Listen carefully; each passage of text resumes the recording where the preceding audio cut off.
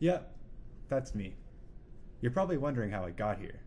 You see, it all started What? with. No way, man. We agreed we were going to use the Mexico footage. You know what? You're right. Whatever. Just roll the intro.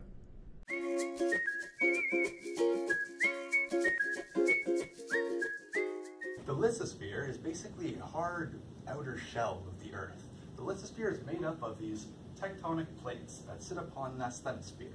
The asthenosphere is a body of magma that's slowly churning beneath the surface. This hot magma creates density changes in the crust that force the tectonic plates to move around. Every once in a while, these tectonic plates will come into collision with each other. A good way to think about this model is imagine just plates sort of sitting on a body of water, and this water drives force that pushes them together, creating those collisions. Where these plates collide, we get fault lines. These usually occur in three main types. Normal, where two plates are pulled apart from each other. Thrust, where two plates are pushed together.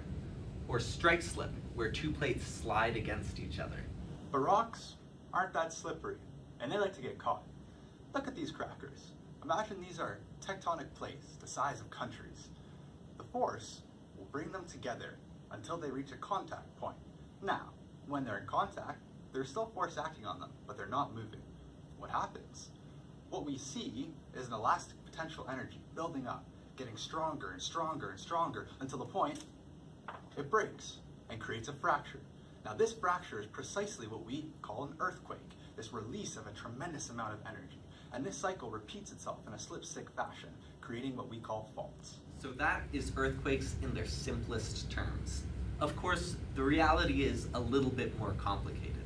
A large number of factors contribute to how strong an earthquake is. First, how much stress is there contained in a fault before it gives way, as well as what's the total area of that eventual fracture. The largest earthquakes can release energy equivalent to that of thousands of atomic bombs.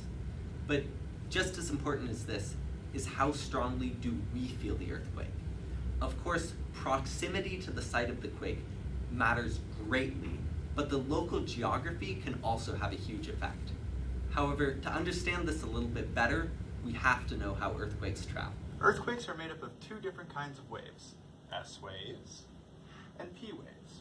Now P waves are a shock or compression type wave. They irradiate out from the source, travel deep underground, and because they're compressive rather than translational, we don't feel them nearly as strongly on the surface. Waves are the more dangerous kind. They travel in a lateral shearing motion and can go up and down or side to side. You feel them much more at the surface, and they travel much slower than the P wave.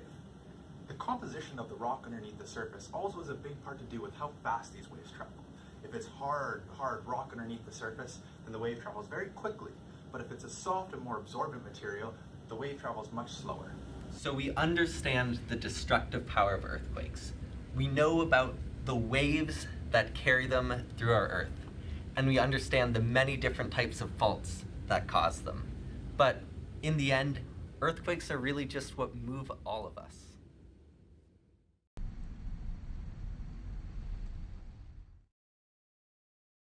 Hey, are you eating my tectonic plates? Oh,